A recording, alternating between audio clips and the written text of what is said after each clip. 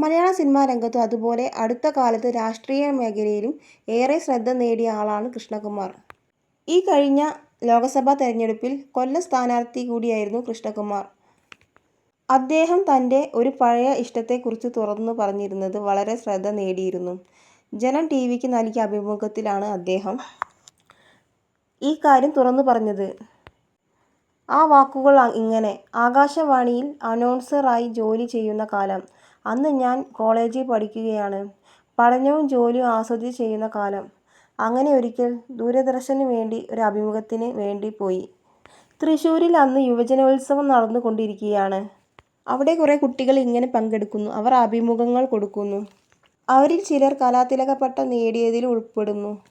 ആ സമയത്ത് ഒരു കുട്ടിയുടെ പെരുമാറ്റം കൊണ്ടും വസ്ത്രധാരണ രീതി കൊണ്ടും സൗന്ദര്യം കൊണ്ടും ഞാൻ അവരെ തന്നെ ശ്രദ്ധിച്ചിരുന്നു.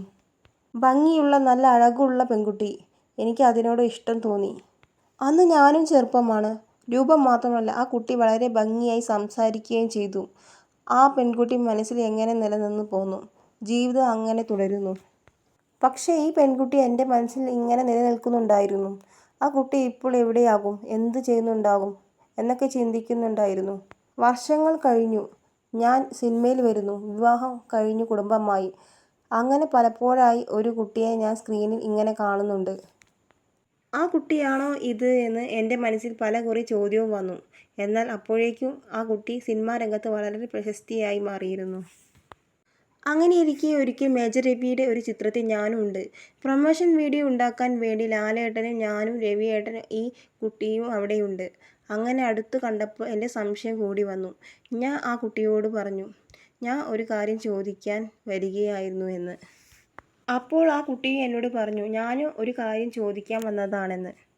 അങ്ങനെ ഞങ്ങൾ ആ പഴയ തൃശ്ശൂർ യൂത്ത് ഫെസ്റ്റിവലിൻ്റെ കാര്യങ്ങൾ ഞങ്ങൾ പരസ്പരം ഷെയർ ചെയ്തു. എന്നെ ചേട്ടൻ ഇപ്പോഴും ഓർക്കുന്നുണ്ടോ എന്ന് ചോദിച്ചപ്പോൾ ഞാൻ പറഞ്ഞു, മറന്നാലല്ലേ ഓർക്കേണ്ടത് എന്ന്. എങ്ങനെ മറക്കും, അത്രയും നല്ല മുഖം.